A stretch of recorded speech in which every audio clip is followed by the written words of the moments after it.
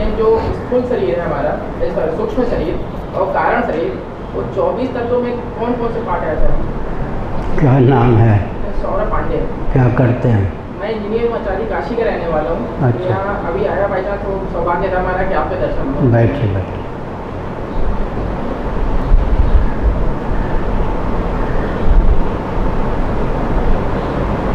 सांख्यों के यहाँ 24 तत्व कार्यकोटि के हैं। प्रकृति 25वें स्थान पर मूल में है।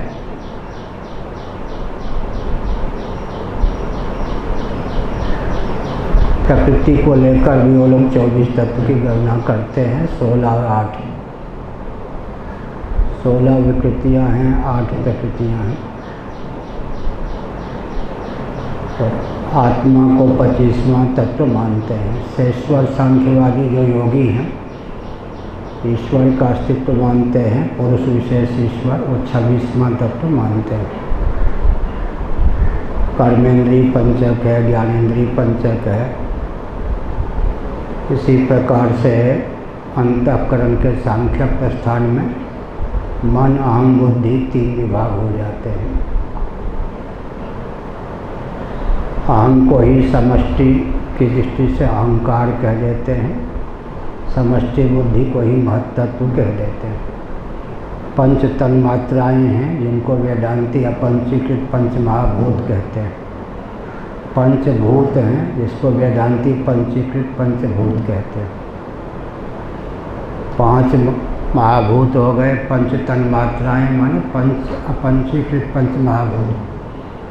10 इंद्रियाँ हो गई, फिर मन है, अहम है, यह बुद्धि को ही हमने बताया समष्टि बुद्धि का नाम ही महत्तत्व है। इन सब के मूल में अव्यक्त प्रकृति है, जिसको कहीं प्रधान भी कहते हैं, कहीं माया भी कहते हैं। वेदांती माया कहते हैं, सांख्यवादी कहीं प्रकृति कहते हैं, कहीं अव्यक्त कहते हैं, कहीं प्रधान भी उसका नाम होता है। आत्म तत्व 25वां है उनके यहाँ। शेश्वर सांख्यवादी योगियों के यहाँ 26वां ईश्वर तत्व है।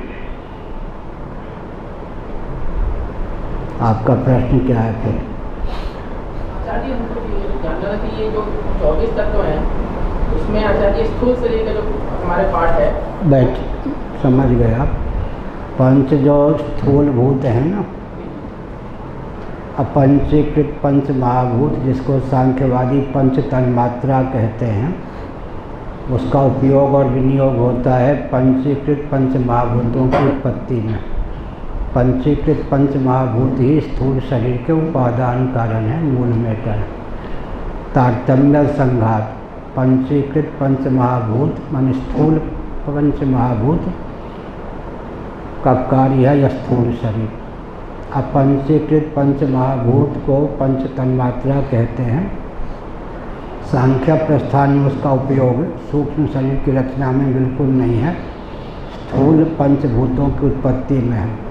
और पंच जो स्थूल भूत हैं उनका उपयोग हमारे आपके जो शरीर हैं इनकी उत्पत्ति में है। इस प्रकार 10 महाभूतों का उपयोग होता है स्थूल शरीर की संरचना में।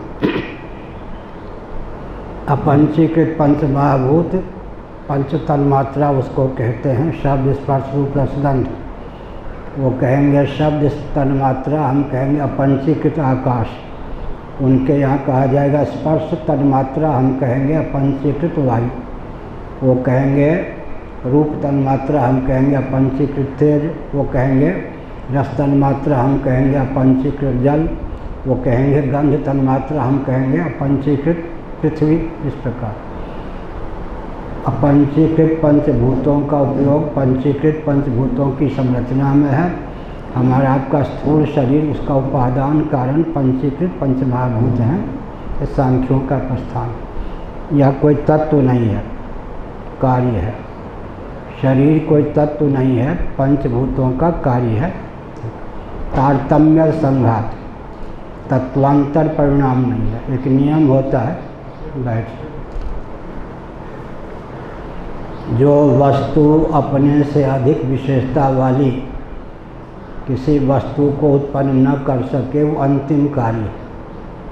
कार्य कारण की एक मर्यादा होती है, नहीं तो असंख्य कार्य हो जाए। जो वस्तु अपने से अधिक विशेषता वाली वस्तु को उत्पन्न न करे वो अंतिम कार्य है। जैसे कि पृथ्वी में 5 गुण हैं, शब्द स्पर्श रूप रस गंध। अपना गुण है गंध, बाकी जो 4 गुण हैं ऊपर से प्राप्त हैं। कोई भी कार्य होता है उसमें उपादान कारण की अनुगति होती है, उपादान कारण के जो गुण हैं उसकी भी अनुगति होती है। पृथ्वी में आकाश, वायु, तेज, जल की अनुगति है, इसलिए शब्द स्पर्श रूप रस भी पृथ्वी को प्राप्त है। अपना गुण है गंध।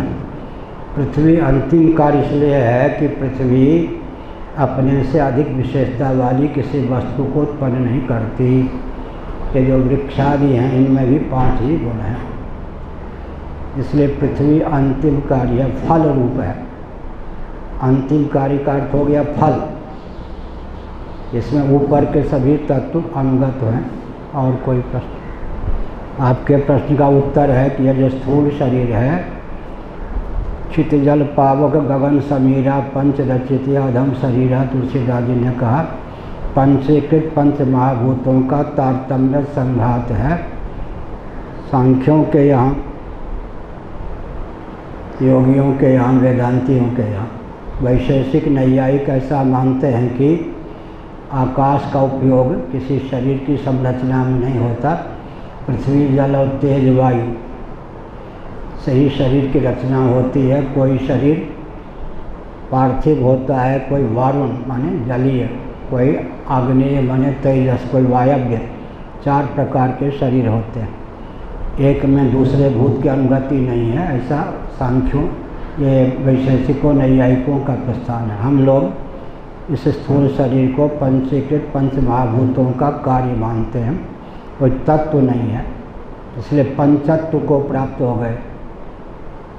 एक शब्द है ना, मर गए नहीं कहते अशुभ शब्द, पंचत्व को प्राप्त हो गए।